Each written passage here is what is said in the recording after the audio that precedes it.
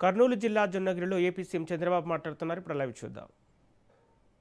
Cement ఇక్కడే ఉత్పత్తి అవుతుంది, ఇక్కడే స్టీల్ ఉత్పత్తి అవుతుంది, ఇక్కడే ఎండతో కరెంటు తయారు చేసి సోలార్ గాని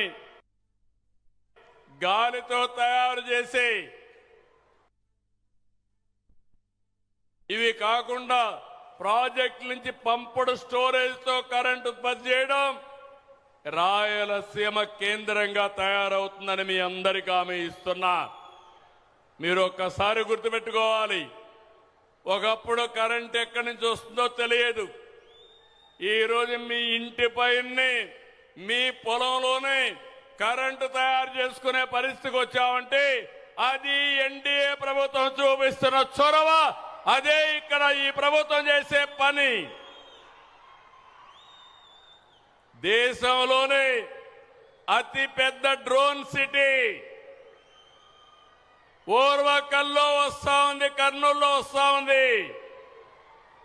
మీరు వ్యవసాయానికి కావాల్సిన డ్రోన్లు కానీ యుద్ధానికి కావాల్సిన డ్రోన్స్ కానీ రెండు కూడా ఇక్కడి నుంచే తయారు చేస్తాం. అదే మరిగా ఇక్కడ ఈ నియోజకవర్గంలోనే మనం క్లియర్ చేశాం. డ్రోన్ అప్లికేషన్స్ అన్ని కూడా చేయడానికి ఇక్కడ ఒక పరిశ్రమ వస్తా ఉంది. దానికి రోడ్డు కావాలి, యాక్సెస్ లేదన్నారు.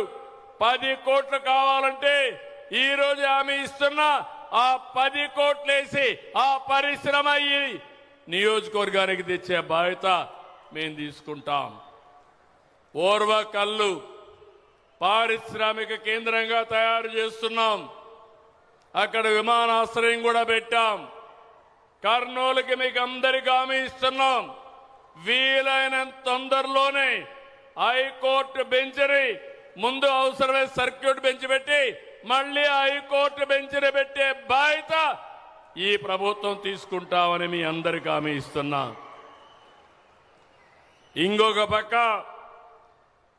కడపలో 2028కి ప్రారంభమయ్యే విధంగా స్టీల్ ప్లాంట్ తీసుకొస్తాం. గడచిన ప్రభుత్వాలు కానీ నాయకులు డ్రామాలు ఆడారు. బ్రహ్మణి స్టీల్ అన్నారు, భ్రమ కల్పించారు, పెద్ద అవినీతి చేశారు, తర్వాత ఫౌండేషన్ వేశారు. అది ఎక్కడుందో తెలియదు. కానీ హామీ ఇస్తున్నా, 3వ తారీఖు పనులు ప్రారంభించి 2028కి రాయలసీమ స్టీల్ ఫ్యాక్టరీ తెచ్చే బాధ్యత ఈ ప్రభుత్వాన్ని మరొక్కసారి హామీ ఇస్తున్నా. కొప్పర్తి ఇండస్ట్రియల్ నోడ్ అభివృద్ధి చేశాం. తిరుపతిలో రాయల్ ఎన్ఫీల్డ్ వస్తా ఉంది. నేను చిన్నప్పుడు కూడా రాయల్ ఎన్ఫీల్డ్ లో దర్జాగా మెజెస్టిక్ గా తిరిగేవాళ్ళం. మళ్లీ హామీ ఇస్తున్నా, రాయలసీమని రాయల్ సీమగా తయారు చేసే బాధ్యత మాది. రాయలసీమ అంటే ఆ రాయల్టీ రావాలి. మీరెక్కడికి పోయినా కాళ్ళరెగరేసుకుని నాది రాయలసీమ అని చెప్పంగానే మీకు గౌరవించే బాధ్యత తీసుకొచ్చే బాధ్యత నాది.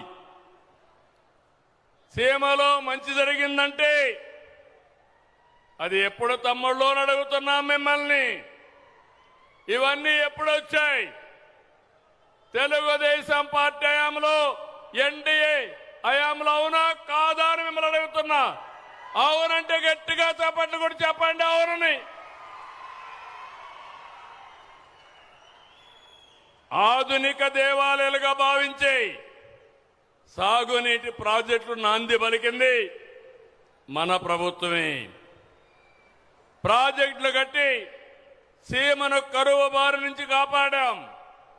తెలుగు గంగ, గాలేరు నగరి, హంద్రి నీవా, ఎస్ఆర్బీసీ ఇలాంటి ప్రాజెక్టులు ప్రారంభించి అనేక ప్రాజెక్టులు నిర్మాణం చేసి రాయలసీమ ముఖ చిత్రాన్నే మార్చగలిగాం.